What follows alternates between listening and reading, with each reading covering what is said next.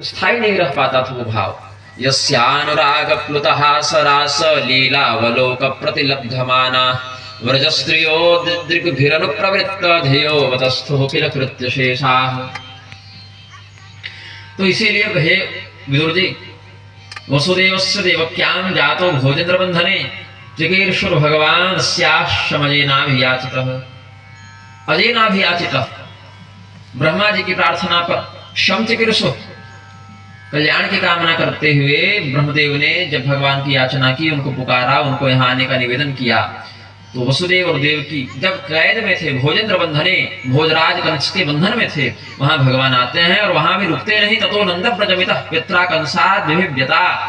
कंस के भय से वसुदेव जी ने नंदगांव उनको पहुंचा दिया। वहां 11 वर्ष रहे। एकादश समास पत्र गूढ़ार्ति सबलो वसत बलराम के साथ 11 वर्ष भगवान रहे हैं नंद यशोदा के यहाँ। और अलग अलग कथाओं को कहते हुए अब कहते हैं कि अब भगवान प्रस्थान कर गए। अलग अलग घटना बताए, कैसे कंस को मारा, कैसे गुरुकुल गए, तस्मै प्रातः वरम पुत्रम मृतम पंचजनोदरात, कैसे अपने मरे हुए गुरुपुत्र को जीवित करके लाए, फिर कैसे रुक्मिणी हरण करते हुए भगवान ने विवाह किया, अलग अलग घटना बताए, फिर कैसे अष्टादशाक्षौहिणीको मदंशय रास्ते बलम दुर्विषहम यदूनाम, कैसे 18 अक्षौहिणी सेना का महाभारत के माध्यम से संहार करवाया, फिर यदुवंशियों को आपसी युद्ध में भी भगवान समाप्त करके फिर अपने दिव्य लोक को चले गए।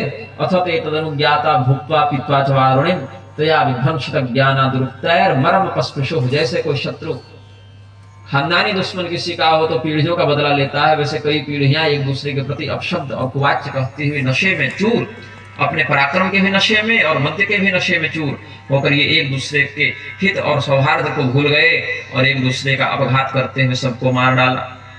भगवान जब जा रहे थे तो एक वृक्ष के नीचे बैठे थे, योग माया का आश्रय लेकर अपने लीला कलेवर को पूर्ण करने के लिए।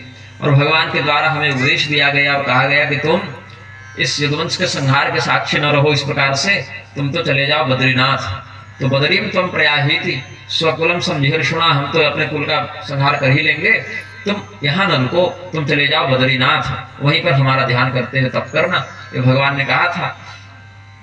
और उस समय भगवान एक और निर्देश देते हैं कि ये जो ज्ञान हम तुमको दे रहे हैं उसको तुम विदुर को दे देना, ये भगवान का निर्देश था। तो विदुर जी, आपके लिए मेरे पास भगवान एक धरोहर छोड़ गए हैं। जाते जाते कह गए थे कि उद्धव यह ज्ञान विदुर तक जरूर पहुंच जाए।